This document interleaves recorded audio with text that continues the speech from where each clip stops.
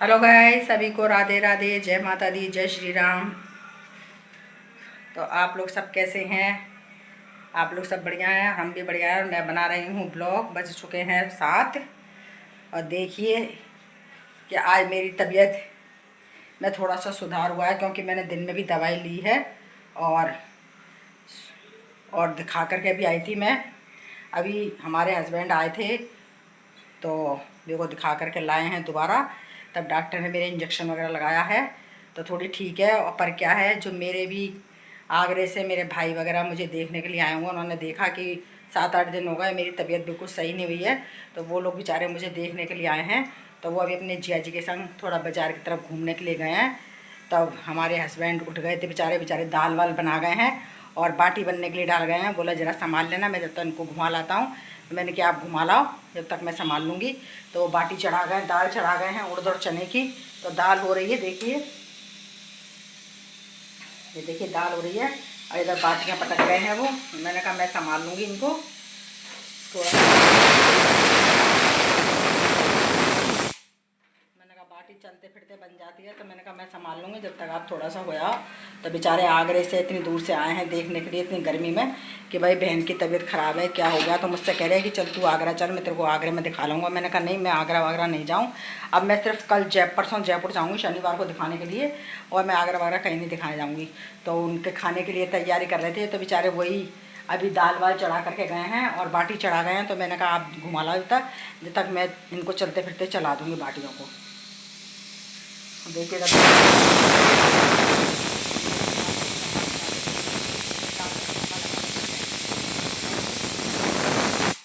वो गए हैं घूमने के लिए। तो और मैंने दवाइयाँ भी ले ली हैं और अब मेरे को पहले से थोड़ा आराम भी है। मैंने कहा थोड़ा आराम है तो चलो मैं थोड़ा सा कर लेती हूँ। भाई वगैरह हमारे देखते ही एकदम आए, चिपट गए, रोने लगे। अरे तेरे को इतनी तबीयत ख़राब हुई थी ना, हमें क्यों नहीं बताया, हम जब ही आ जाते। अब क्या है, कल इसके पापा ने फ़ोन कर दिया उनको कि तुम्हारी बहन की तबीयत बहुत ख़राब है, 2-3 हफ्ते हो गए हैं जब से बीमार पड़ी है, बिल्कुल दवाइयाँ चल रही हैं, सब चल रही हैं और उठ नहीं पा रही है। हम लोगों को भी काम करना पड़ रहा है घर में। तो इन्होंने कह दी उनसे, तो वो घबरा गए कि पता नहीं इतने दिन हो गए।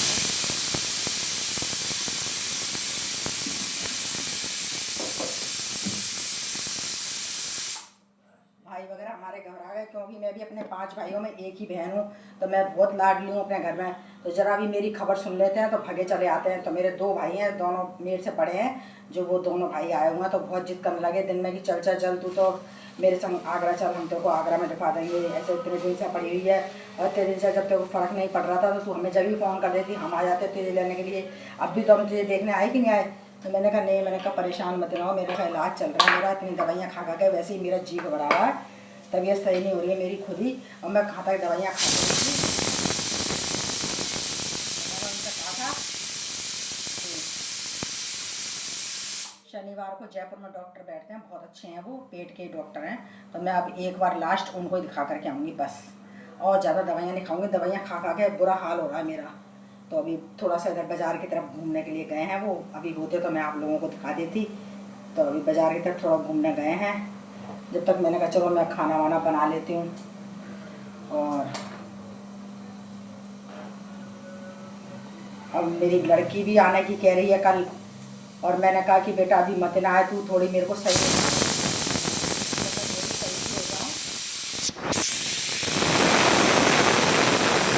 यहाँ पर, क्योंकि अभी मेरी भी तबीयत ख़राब है और तेरी छोटी बच्ची है, उसे कौन संभालेगा। भाई की इतनी हिम्मत है नहीं है जो वो बेचारा संभाल सके। पर वो कह रही है मम्मी मेरा मन नहीं लग रहा, आपकी तबीयत ख़राब है। तो मेरा बिल्कुल भी मन नहीं लग रहा है। और देखिए ऐसा ही है कि लड़कों से ज़्यादा दुख लड़कियों को होता है। जब से बेचारी उसका मन बहुत दुखी हो रहा है कि मम्मी आपके भाई वगैरह आपको देखने आ गए, और बताओ मैं पास में रहते हुए भी आपको देखने नहीं आ पा रही हूँ, और मैं आने की कह रही हूँ तो आप मुझे आने नहीं दे रही हो, मना कर रही हो। तो मैंने कहा बेटा मैं तुझे खुद मना नहीं कर रही हूँ, मेरी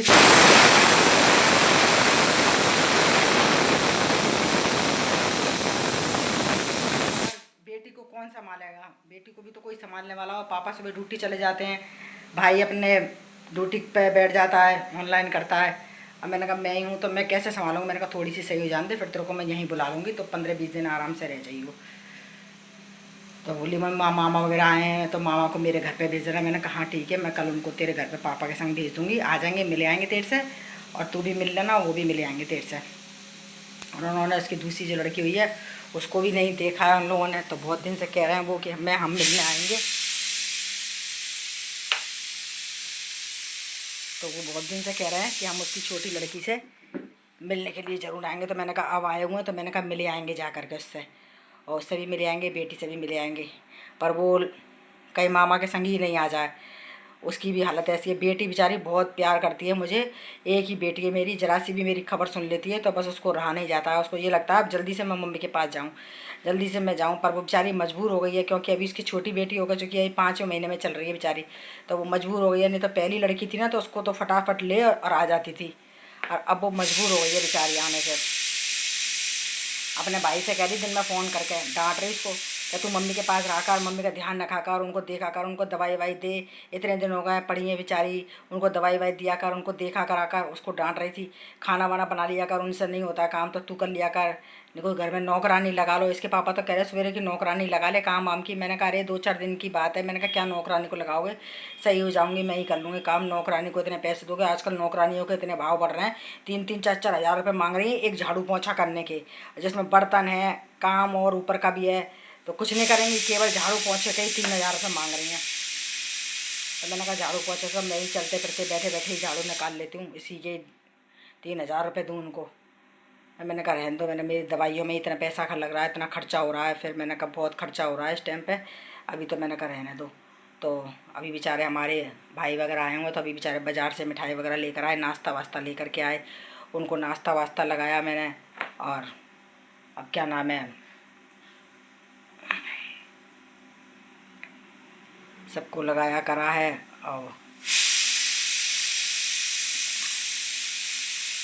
तबीयत भी बहुत ख़राब है, इतनी घबराहट हो रही है, पसीना पसीना बहुत आ रहा है दवाइयों से। तो प्लीज़ आप लोग मेरे वीडियो में ऐसे ही बने रहिएगा। देखिए आप लोग मेरे को देखते रहें मेरी हालत कैसी ख़राब है। मैं फिर भी देखिए थोड़ा बहुत उठ करके काम मैं कर भी रही हूँ। मेरी जैसी और कोई औरत हो ना तो बिल्कुल भी नहीं उठे, इतनी हालत ख़राब है। पर मैं क्या है, अब घर में कोई आ जाता है तो देखा भी नहीं जाता है। और हमारे ताऊ जी के लड़के वगैरह वैसे हैं, सगे भाई नहीं हैं, लेकिन ताऊ जी के लड़के वगैरह हैं बेचारे, तो वो आए हुए हैं।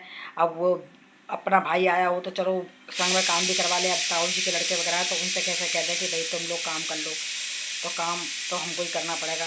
तो इसीलिए मैंने कहा चलो आए हुए हैं तो मैंने कहा थोड़ा बहुत खाना वाना बना देते हैं, खा लेंगे। सवेरे की गाड़ी से वो चले जाएंगे, तो मैंने कहा अभी बना देते हैं खाना वाना। तो मैंने वो दाल वाल तो हमारे हस्बैंड बनाए गए हैं, मैंने बाटी पटक दी है, जो बाटी में सेक रही हूँ, खड़े खड़े चलते फिरते सेक लेते हैं, बाटियों को तो सिक जाती हैं, तो संभाल लेते हैं ऐसे ही।